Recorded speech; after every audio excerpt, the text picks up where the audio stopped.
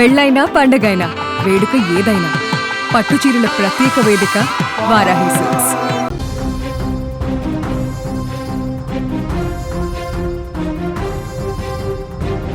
ఇటీవల ములుగు పరకాలలో పర్యటించిన సీఎం రేవంత్ రెడ్డి ప్రస్తుత పరకాల ఎమ్మెల్యే రేవూరి ప్రకాష్ రెడ్డిని మరొకసారి భారీ మెజారిటీతో గెలిపించాలని అక్కడి ఓటర్లకు పిలుపునిచ్చిన విషయం తెలిసిందే.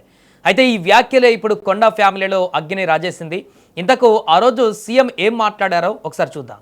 మీ అందరి సహకారం, మీ అందరి ఆశీర్వాదం ఉండాలి.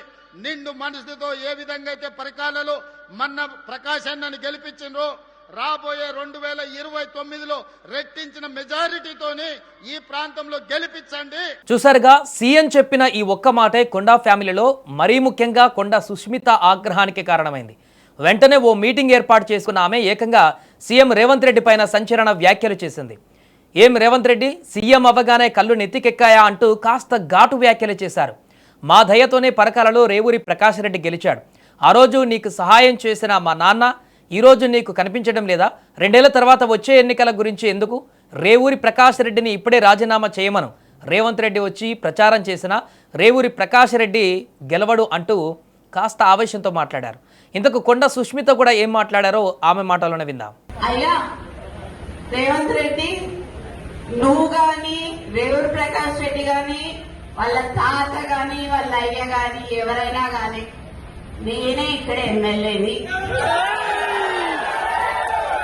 ఖచ్చితంగా నేనే నిల్చుంటా, నేనే గెలుస్తా. అర్థమైందా? ఈ సందర్భంగా నేను నీకు ఇక్కడ నుంచే చెప్తున్నా, నువ్వు ఇప్పుడు రాజీనామా చేయమని చెప్పు. ఇప్పుడు ఇద్దరం నిల్చుందాము, ఎవరు గెలుస్తారో చూద్దాము. నువ్వు వచ్చి క్యాన్వసింగ్ చేయి, నువ్వు వచ్చి క్యాన్వసింగ్ చేయి రేవూరి ప్రకాష్ రెడ్డికి. నేను ఇండిపెండెంట్ అయినా నిల్చుంటా. ఒకవేళ కాంగ్రెస్ పార్టీ టికెట్ ఇవ్వకపోతే ఎట్లయినా కూడా నేను గెలుస్తా అని చెప్తున్నా.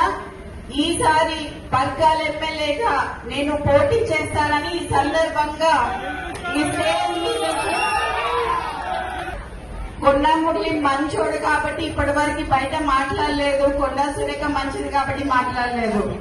చిత్తగడ్ల కాదు, నేను ఎలక్షన్ల తర్వాత రేవూరి ప్రకాష్ రెడ్డిని గెలిపియాలి అని చెప్పినాం. రేవూరి ప్రకాష్ రెడ్డి అంటే పర్కాలకి తెలియదు, పర్కాల్ అంటే రేవూరి ప్రకాష్ రెడ్డికి తెలియదు. ఎలక్షన్ల మొదట ఎవరు వచ్చింది? కొండా మురళి వచ్చి తిరిగితే రేవూరి ప్రకాష్ రెడ్డి గెలిచిండు. ఈ రోజు 4-5 నియోజకవర్గాలలో తిరిగి ఆ రోజు గెలిపించుకున్న వ్యక్తి, నువ్వు కార్లో కూర్చోబెట్టుకుని తిరిగిన వ్యక్తి ఈ రోజు ఎందుకు గుర్తొస్తలేడు నీకు? అంటే ముఖ్యమంత్రి అయితే కళ్ళు నెత్తికెక్కినాయా అని అడుగుతానా నేను నిన్ను? నాకు భయం లేదు. ఇవాళ పోతే రేపు 2 నాకు. ఎందుకు అని అంటే నా బిడ్డ, నా కొడుకు ఎవరైనా చూసుకుంటారు వాళ్ళని. నేను ప్రజల కోసం పనిచేసేదాన్ని, ప్రజల మధ్యలో ఉండేదాన్ని. ఈ రోజు మా నాన్న నాకు అట్లే పెంచిండు, నిన్ను భయం లేకుండా పెంచిండు. నేనెవరికి భయపడను, సావుకి భయపడను. ఇవాళ రాజీనామా చేయమని చెప్పు. ఇవాళ రాజీనామా చేసి ఎలక్షన్లకు రా.